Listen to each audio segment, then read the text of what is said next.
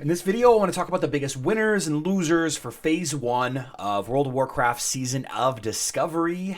Very excited to chat about this. Let's get into it.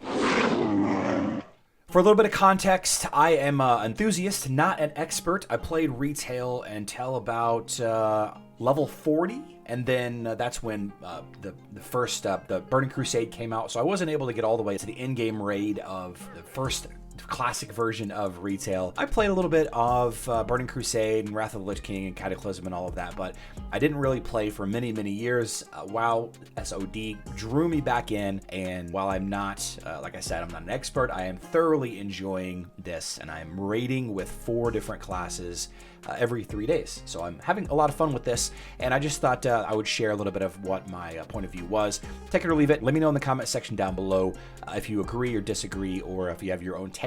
I would love to chat with you in the comments. I think community is the best in this game. Now, I think the biggest winner overall, as far as different aspects of the game, is somewhat subjective. And you take a look at these raid numbers, the game isn't just raiding. It's it's PvP, it's gold farming, it's questing, it's soloing, it's grouping.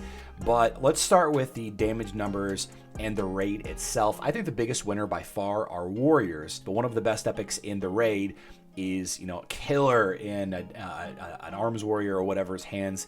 And not only that, they're pretty good tanks, and in fact the devastate one button build that tanks have nowadays is ranking pretty high. In fact, it's the 3rd highest DPS on the chart behind rogue and DPS warrior.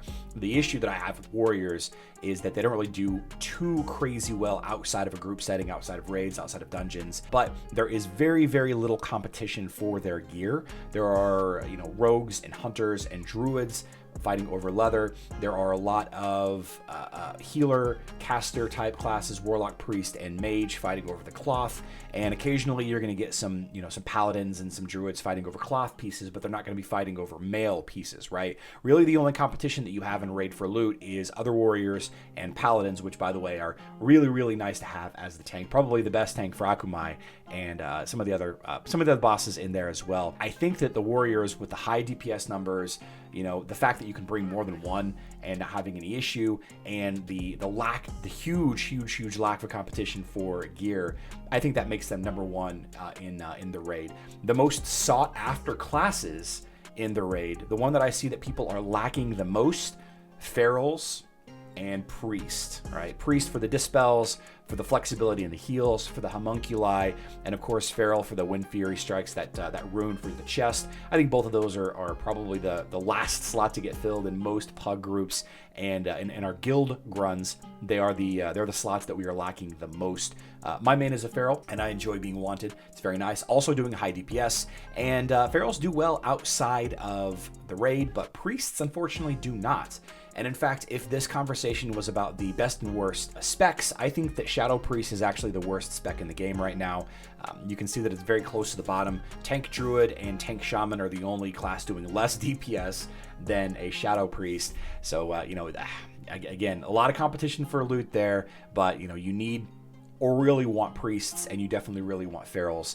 Just ferals a little bit more flexible outside of the raid. The class that I think that is having the hardest time in the raid is mage, and it's nice and offset by the fact that they're incredible solo farmers, they're incredible questing, they do really well because of their regeneration rune. Now, they've always been good at soloing content in PvP and all of that, but having the self-heal now, regeneration rune, it just takes things to a whole other level. You see people soloing stockades, Shadowfang keep runs, and also just the dead mines, and people are really doing some great things with mage right now. PvP is really good, but Living Flame doesn't stack. And that means that if you have more than one mage, and if one of your healers is a mage that uses Living Flame, you're gonna struggle. Your DPS is gonna be horrible. And there are 3 classes that want cloth drops: priest, warlock, and mage. We also have paladins and druids kind of snatching some of those cloth items up as well. So I think mage is probably the worst class, having the hardest time. And never mind the spell resistances that was changed. as the game went on. But all of the classes are pretty fun. I think every class in this game is very fun right now, depending on your style of play.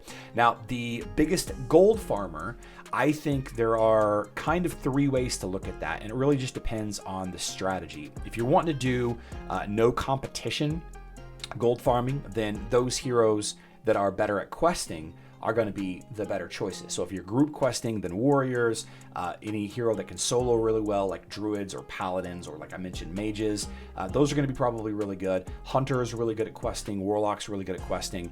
If you're looking at grinding out the sheer volume of enemy monsters, mobs, whatever, mage is the win by far, just because of how quickly they can kill everything. You know, being able to clear out the entire stockades in like 17 minutes. And, you know, you don't get crazy loot out of there, but the amount of just raw gold that you get, wool and silk, all of the green BOE drops, some blues that you can, you know, disenchant or sell or what have you. I think, you know, if that's the style, then that's great. If you want really high level mobs that are outside or just at the top of the range of the phase, I think hunters are the best. You know, talking about, you know, RFK farming, talking about farming Murlocs in, you know, South Shore, or Naga in South Shore, talking about, you know, the farming for the Humbert's Helm in South Shore. You know, a lot of those things are really, really good if you have a hunter and everybody else is just kind of struggling to get along. But I think the number one gold making class in phase 1 is Warlock. Summoning Warlocks. If you have the time and you have the patience, and maybe you have a couple of friends that are going to go FK for you, or if you have a couple of accounts, then Warlock summoning, I think, is the best gold farming, because you can do it while you're watching Netflix or YouTube, or while you're at work with your day job. You know, if you're at home, if you work at home, I think Warlocks have the highest earning potential with the least amount of effort out of all of these classes. So I am very, very much looking forward to phase 2. I hope that things change a little bit for casters. I know that their spell ranks being right outside of the phase phase band is problematic. That's why you don't see a lot of frost mages right now. It's just, you know, rank whatever frostbolt is like level 26. It's the dumbest thing. I hope something happens with that. And I'm looking forward to seeing what the raids are going to look like, the loot from the raids are going to look like. I'm going to talk a little bit more about pre-best in slot stuff in the next couple of videos, so I hope you all subscribe to check those videos out. Be good or be good at it, and I hope to see you in the next one.